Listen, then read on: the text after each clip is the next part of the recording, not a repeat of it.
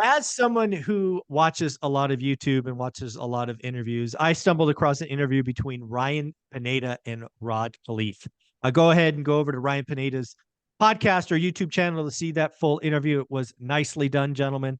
But what I wanted to do was get into one of the topics with Jonathan Twombly, because again, he comes on this channel one rental at a time. He tells us the truth. He gives us an opinion about an area that I do not play in, and that is big multifamily. So let's welcome Jonathan to the show. How you doing, buddy? I'm great, Michael. How are you? I'm doing really well, man. A little tidbit here. The inflation readings came in this morning lower than expected. I don't know if you saw that, but headline, core, month on month, year on year, all four were below expectations. So you know what that means, right? That means everyone's going to go crazy talking about rate cuts coming. Yes. Yeah, I just checked right before we started. The market going into CPI had a 75% rate chance of a rate cut in September. It's now 87% Wow. chance of a rate cut in September. More on that in a minute. But the reason why I wanted to bring that up, the market, is one of the points early in Ryan and Rod's conversation was about the pain in syndications. You and I, well over a year ago, highlighted the pain that was coming.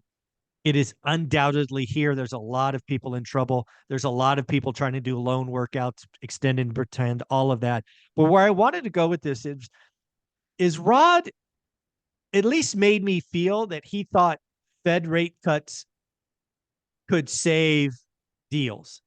And I just don't think that's the case. I think a measly quarter point or half point is not enough to save deals. I think there's so much pain that has to be realized that even a half a point cut here this year won't save deals. But maybe I'm wrong, so I thought I'd ask you. Yeah, it's not going to save deals except at the margins. And it will not save deals that were bought at the top of the market with 3-year bridge debt, right? There's just not enough, you know, meat on the bone there to make, there's just not enough equity cushion really in those deals to make much of a difference, right? I mean, if the Fed is not going to go and cut like 2 points and get back to the interest rates at which people were borrowing and which they underwrote their exit from bridge debt, right? They underwrote their refi at, probably something with a four handle on Right. it if they were Or four and a conservative. half. Right. I mean, and I guarantee you there are probably people out there who are underwriting their refi with a three handle on Oh, the debt. Because there were people getting 3% rates mhm. for their debt at the top of the market.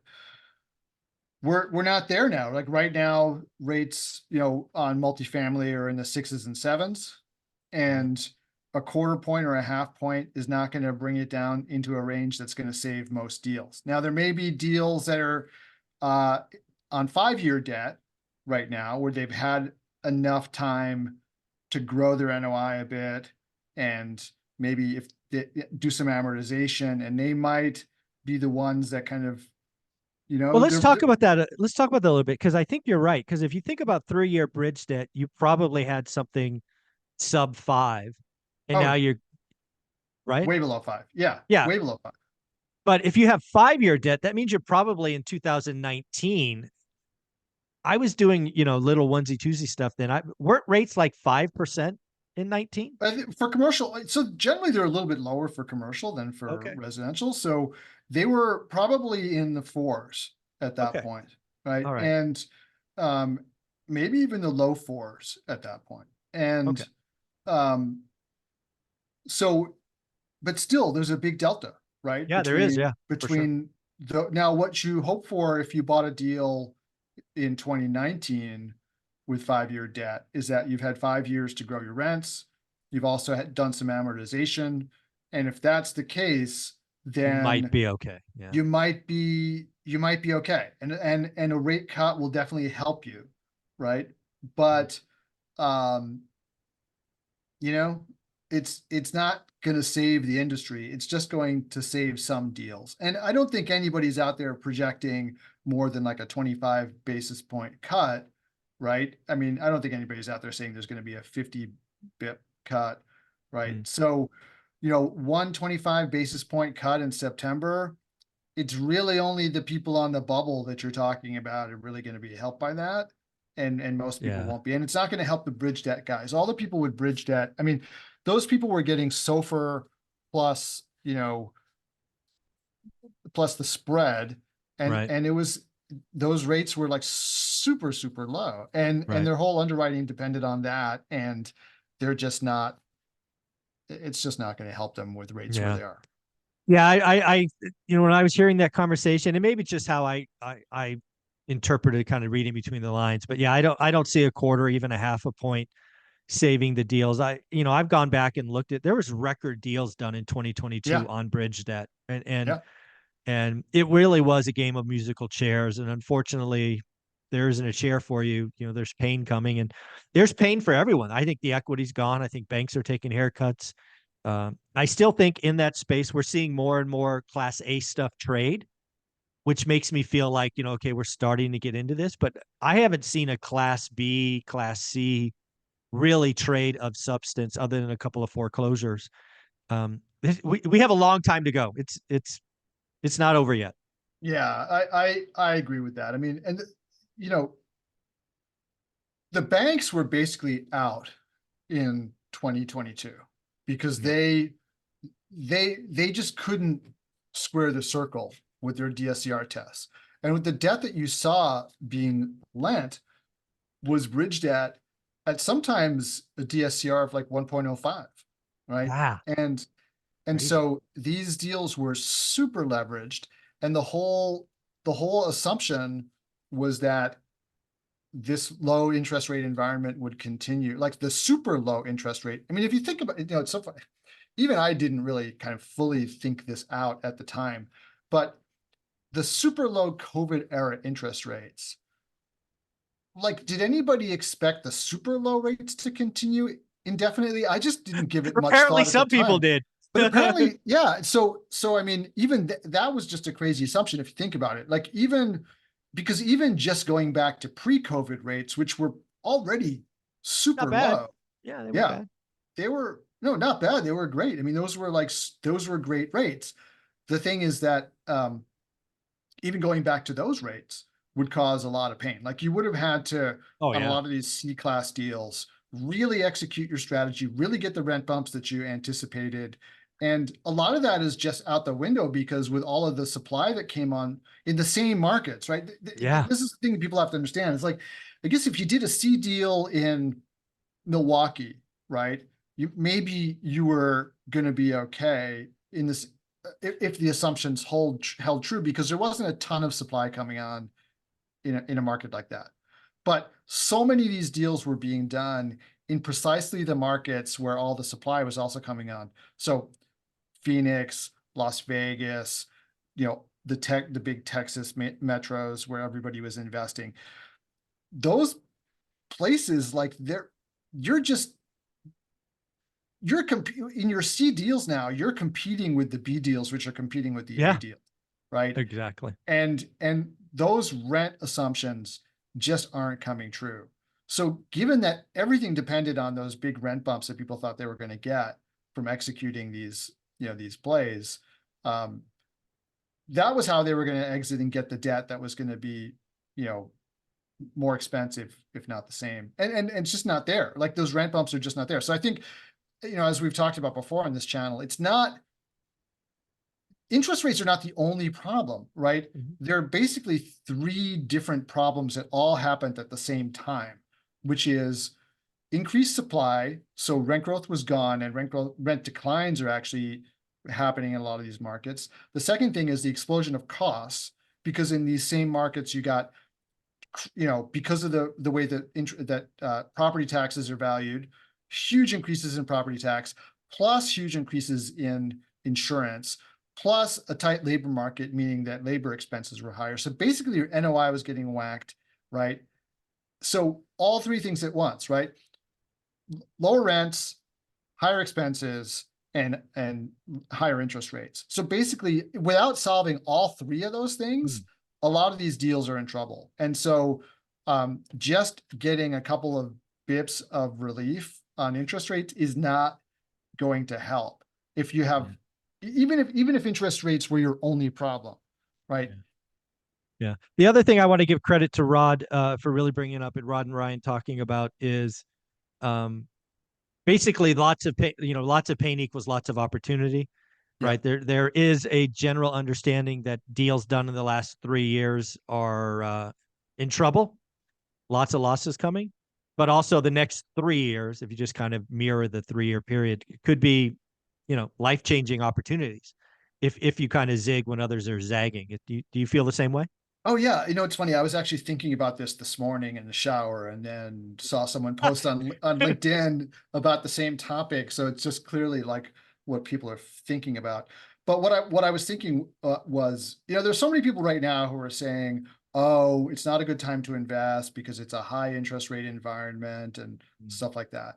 And that really makes, I mean, that makes it makes sense on a very, very surface level, but it doesn't make any sense when you think about it. Because if you're investing in a high interest rate environment, your risk that interest rates are going higher is very low, whereas the chances that interest rates are going lower is pretty good, which means that your chances of like meeting your exit assumption are better now than they are when you're investing in a low interest rate environment.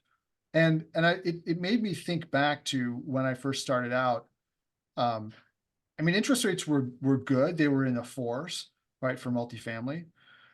But everybody, and I'm talking about 2013, 2014, everybody you talked to at that time, the assumption was interest rates would be higher in 5 years than they were then. There was literally nobody out there saying, "Oh no, interest rates are going to be lower in 5 years than they are now." It's funny And you bring that up. One of my advisors, right around the same time, he's like, Michael and Olivia, one of the things I recommend you do is lock in as longer term debt as you can, because his exactly, opinion yeah, was rates were going to go up. Yeah, right. I remember that. So, and that was what we were doing. We were like, okay, these interest rates are Good great. 10, not 5. Yeah, Right, we're exactly. going to lock it in for 10, right? And the reason that you want Mhm. to do that is because, you want to have enough runway to grow your NOI to make up for the decompression in cap rates that you're going to get because of a higher interest rate environment. And so that's what you do. Like when interest rates are low, you try to get long-term debt, right? And the so but when you're in a low interest rate environment, right, your risk is that interest rates are going to move against you, right? Right. And so that was what people really weren't taking into account at the low end of the interest rate spectrum. And so people now, like when they're saying, "Oh, it's so much easier or it's better to buy when interest rates are low," well, yeah, but you got to lock in the debt long term because the chances are the interest rates are going to move against you, which is exactly what happened. But right now, it's the other, you could, Let me ask you about that, because I wasn't looking at deals, and let's call it 2022, the low of the interest rate yeah. cycle. What was the interest rate, again, best guess, best memory, kind of, the 3 year bridge debt versus maybe a Fannie Freddie 10-year lock? I guess what I'm asking is how big a spread Well, was that? Do you recall? I don't think the interest rates were that different. I don't Okay. think that was the issue. It wasn't so much the interest rate spread. It was that the bank Franny and Freddie and the banks were DSCR constrained. They were Right. They were proceeds out. They constrained. were out of the So market. Yeah. yeah, Yeah, I got so they couldn't give you 75 or 80% leverage like the bridge debt lenders were willing to it. do. Gotcha. They Gotcha. could only give you, they were, and I wasn't willing to do bridge debt because I thought it was just sort of frightening. But Right. the Yeah. the Yeah, I agree. Couldn't but do I it. was Just I was couldn't do going it. to my mortgage guys and saying, what can you get on this deal? And they were like, we can get you 60, 65%, Uh, right? And because that's where the agencies would be on those loans, right? got it. Because of the DSCR, because basically these deals were so Yeah, they were overpriced skinny. They relative, were yeah, overpriced. Yeah, yeah, exactly. Yeah. relative to the NOI, right? And Yeah. so that was what happened, right? So those traditional lenders were really out, except for people Mhm. who were very conservative and had a lot of Yeah. cash, didn't have to go raise cash from investors and stuff like that. So Mm. um, that was why everything was done on bridge, and even deals were being done on bridge that would have that weren't really ripe for bridge debt, right? They were just, it was just substitute for permanent debt. Just, well, let's hope to get through the next 3 years and then get permanent debt on here.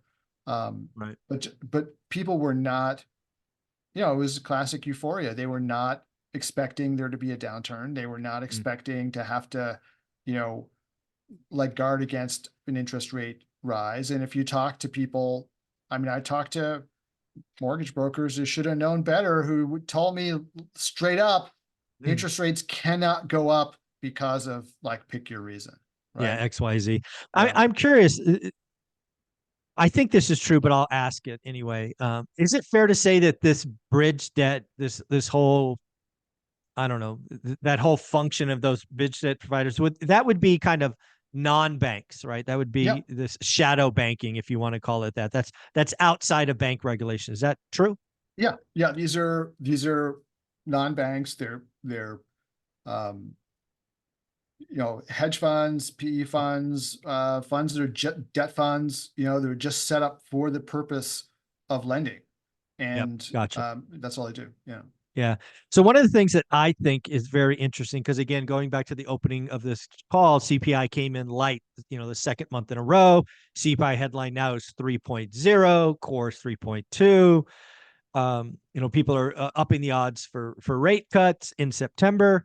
I just want to put it out there that I think one of the things that Powell, if you were to give him a shot of truth serum, is he wants to kind of break the Fed put. He wants to break Yeah. shadow banking. And I don't think he's going to be in a rush to cut in September. I've always guessed that he would wait one extra meeting just to kind of squeeze that last bit of pain out of the shadow banking system.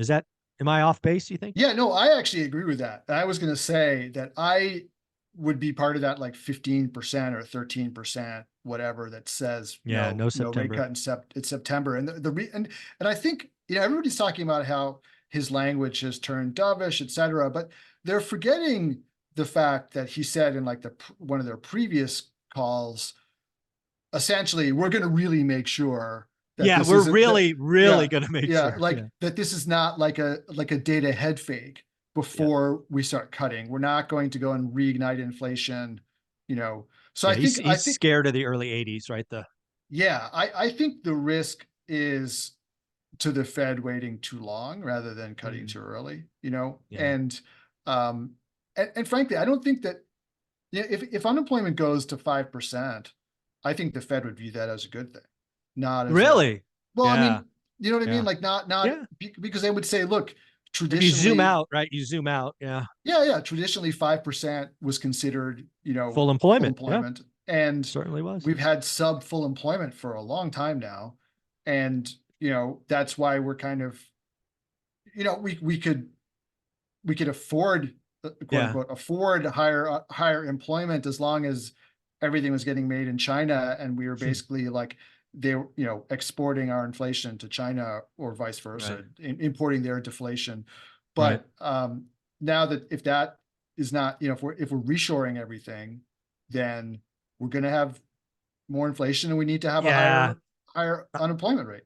I agree with that. I think a lot of people aren't looking at reshoring. Again, I think reshoring longer term, zoom out's the right thing to do. I think it's right for the economy. I think depending on people that don't like us, or at least not dependable, is a stupid idea. Yeah. But it will come with inflation. You pay an American more than Yeah. you pay someone in China. It's just Listen, math.